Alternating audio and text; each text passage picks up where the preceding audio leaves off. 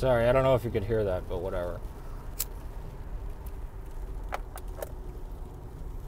Why do white liberals get all starry-eyed about Che Guevara? I mean, it's appropriate because Castro just died. I actually made a video before, maybe it was an omen, a video called "Stop Wearing Che T-shirts." But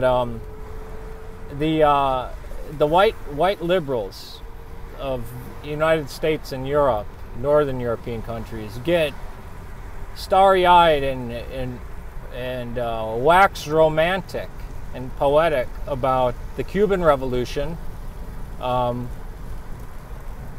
and the Spanish Republic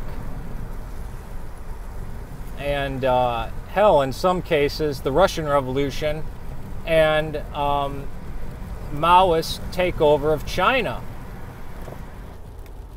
I mean, it's ludicrous. I mean, the Nazis we crushed.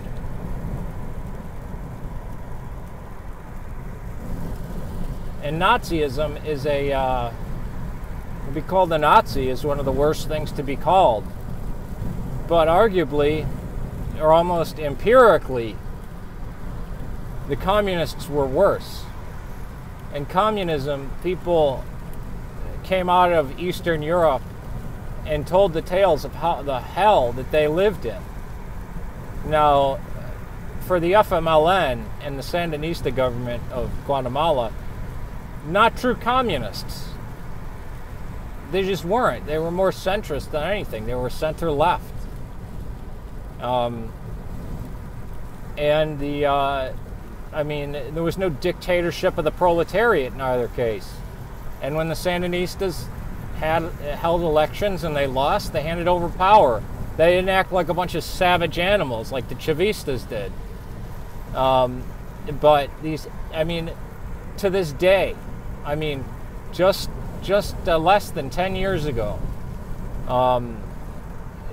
the rich white liberals who have grown fat off of capitalism and won't give a dime to charity went and met with Chavez, Hugo Chavez, a man who outlawed free speech, took over the radio station, suppressed the opposition, any form of opposition, and then they cry fascism at any time that, you know, a government puts restrictions on anything, even though it's more in line with communism.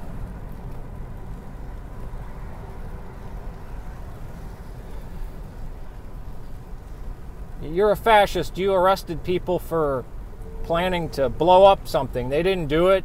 It was just planning to blow something up.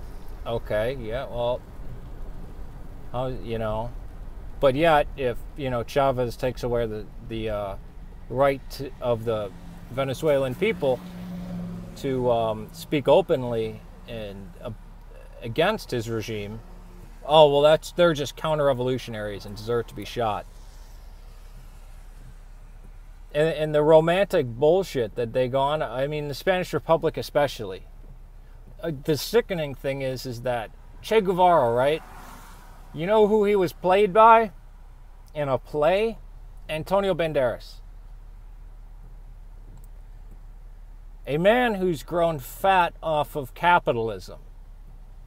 The movie industry and the entertainment industry does not produce anything.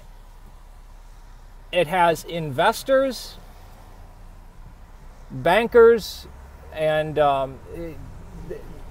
it's just the sole purpose is profit, and that's how he got his money. Working for, are they public? No, private corporations, multi-billion-dollar corporations that don't produce, that only produce movies. There's no product to be produced. No industry or labor or food or mechanisms or machinery.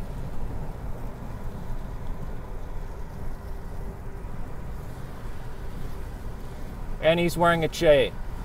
He played Che Guevara. And oh, how romantic it is, Che Guevara. Whereas the Cuban exiles actually was celebrated in Miami when Castro died. Andy Garcia's family was almost murdered by the revolutionaries, the Cuban revolutionaries. And here's something it's a well-known secret. It's well-known, but the leftists, I should say the Marxists, and the people who wax poetic about Marxism never want to think about, is most of a lot of the Revolutionary Army under Che Guevara and Fidel Castro. Well, first of all, they executed homosexuals, and Fidel Castro was proud about that. And second of all, there was a lot of American Army brats that took part.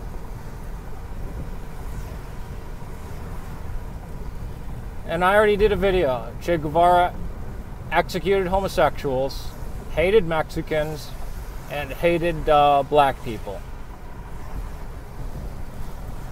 Now, people could say, "Oh, those were taken out of, those quotes were taken out of context." The quotes that I used. How the hell can you take it out of context? It is. I mean,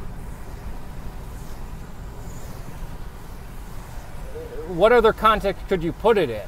In fact, when they're in context, it's worse. This is not some passage of scripture or something like that, where there's a lot of different interpretation and what it actually mean, the translation, and at the times. It's less than 100 years ago. I mean, in an interview with, I believe, Time, Fidel Castro, in 1965, bragged about how they executed homosexuals, calling them faggots. Maricones, faggots. Yet, it doesn't matter because Che Guevara would have, fought for. I mean, there's gay people that actually, the LGBT that actually have that are on the left. Use Che as a symbol. Wear him on their T-shirts. Again. He was the lead executioner. There was an old white lady at the grocery store the other day when I said, "Hey, Fidel died," and her and the bagger, who was a little young Latina girl, were both happy. They said, "Oh yeah, it's a good thing." And I said, "Yeah, I still see idiots with those Che Guevara T-shirts though." And she goes, "Oh well, he was a great man." What the fuck are you talking about? It's like, what? Oh, and the other day. I went into the to the Latino outreach office, and there was a guy there wearing high heels and women's jewelry, and he said Che Guevara was a great man. I didn't want to. I should have started a fight by saying, he executed homosexuals. You know that, right? He killed gay. He hated gays, and he hated Mexicans. This kid was a Mexican. That was there. But I mean, this romantic thing that the Anglos and the Northern Europeans have for communists and brutal dictators is now seeping, because of this filthy education system, is seeping into Latinos and Hispanics that should know better. We should know better. The Cuban exile community in Little Havana and Miami know better. The Venezuelans, most of the ones that aren't Chavistas, know better.